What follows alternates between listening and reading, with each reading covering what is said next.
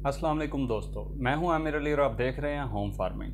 Welcome to the home farming. दोस्तों, आज का हमारा टॉपिक है चूज़े को नज़ला और उसके नाक से पानी आना और आंख पे नज़ले की वजह से सोज पड़ जाना और आंख से पानी आना।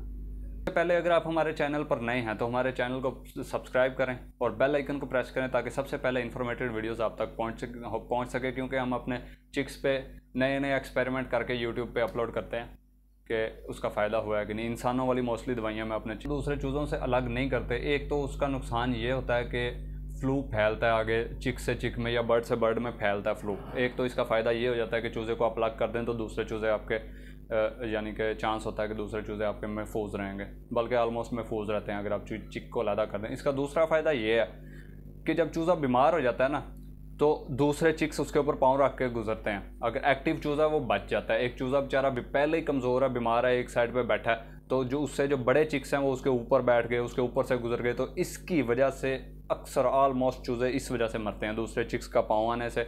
या मोस्टली मुर्गियाँ होती हैं। अब मुर्गियों में अकल तो है नहीं, वो है तो जानवर है ना, उससे तो नहीं ना पता कि ये चूज़ा बीमार है, ये ठीक है। मुर्गियाँ जो है समझ लेंगे 85% मुर्गियाँ ऐसी अनसेंसिबल होती हैं जो अक्सर ही आपने देखा होगा अगर आप फार्मर हैं कि मुर्गियाँ चूज़ों को जो है वो पाँव के नीचे देती फिरती हैं, उन्हें नहीं पता चलता। अक्सर ही चूज़ा एक्टिव होता है, चूज़ा बच जाता है, लेकिन वो पहले ही बीमार है चूज़ा, वो हिल ही नहीं पाता। जब मुर्गी उसके ऊपर चढ़ती है वो हिल डुल नहीं सकता, तो वो अक्सर ही बीमार चूज़ा मुर्गी के नीचे आके मर जाता है। 95% रीज़न यही होती है कि मुर्गी के नीचे आके चूज़ा मर जाता है जब बीमार होता है। ठीक है, अब समझ लें कि 85% मुर्गियाँ जो होती हैं वो बेवकूफ़ होती हैं, और उसके अंदर से कई मुर्गियाँ ऐसी भी होती हैं सेंसिबल होती हैं जो पाँव के नीचे नहीं देती चूज़े को, और कई मुर्गियाँ होती हैं वो एक्टिव चूज़ा भी पाँव के नीचे दे के मार देती हैं, क्योंकि अक्ल तो होती ही नहीं है। ठीक है, तो होता तो जानवर है इस वजह से। तो अब हम इसके इलाज पे बात करेंगे। हम इसे सिरप देंगे क्योंकि सिरप हमें चाहिए जो बलगम ख़त्म करे। पहले मैं इनकी आंखों का ट्रीटमेंट कर रहा था, आपने वीडियो देखी, पहले मैं इनकी आंखों का ट्रीटमेंट कर रहा था, आंखें पहले से बेहतर हैं। अब जो है इन्हें नज़ला हो गया, क्योंकि अब देखें, आपको मैं एक मिसाल देता हूँ कि जब चूहा अपनी बिल बनाता है ना मट्टी के अंदर, तो सांप और दूसरे कीड़ों को वैसी जगह मिल जाती है अंदर जाने के लिए। बिल तो वो चूहे के, लेकिन दूसरे जो हैं ख़तरनाक जानवर वैसे ही उसके अंदर चले जाते हैं। यही हिसाब है कि जब एक बार बीमारी अपना रास्ता बना लेती है तो दूसरी बीमारियाँ अपने आप ही जो है वो अटैक करती हैं उसके ऊपर।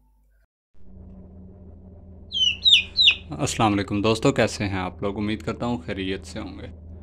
ये जी मेरे चूज़े को नज़ला है। आज हम आपको इसकी रीज़न बताएंगे और साथ में इसका ट्रीटमेंट भी बताएंगे कि क्या करना है नज़ले का ट्रीटमेंट। इसकी आंख जो है वो आंख पे सोज पड़ना पहले शुरू हुई थी कुराइज़ा की वजह से ना, इन्फेक्शन हुआ आंख के अंदर, दोनों चूज़ों के इकट्ठे ही आंख के अंदर इन्फेक्शन हुआ, जिसका हम ट्रीटमेंट कर रहे थे।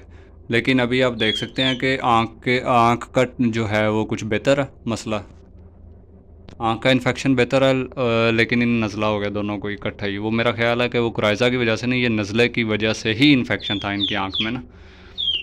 तो आज हम आपको इसका जो है वो हल बताएंगे, क्योंकि एंटीबॉडीज़ पहले ही कमज़ोर हुई होती हैं, चूज़ा पहले ही कमज़ोर होता है, दूसरी बीमारियां आसानी से उसके ऊपर अटैक करती हैं। अब पहले तो दूसरे चूज़ों से हमने इन्हें अलहदा करना है, और दूसरे नंबर पे जो है इनका ट्रीटमेंट करना है। ये थी हमारी आज की वीडियो। दोस्तों, वीडियो पसंद आई है तो लाइक करें और हमारे चैनल को ज़रूर सब्सक्राइब करें।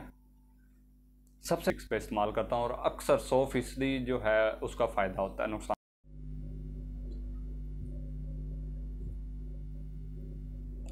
तो दोस्तों, ये है वो सिरप, आइड्रालिन इसका नाम है। आप देख सकते हैं, मैं दिखा इसलिए रहा हूँ कि चलो नाम नहीं याद रहता तो वीडियो के अंदर से स्क्रीनशॉट लेके जो है ना वो बंदा जाके ले लेता है मेडिकल स्टोर से।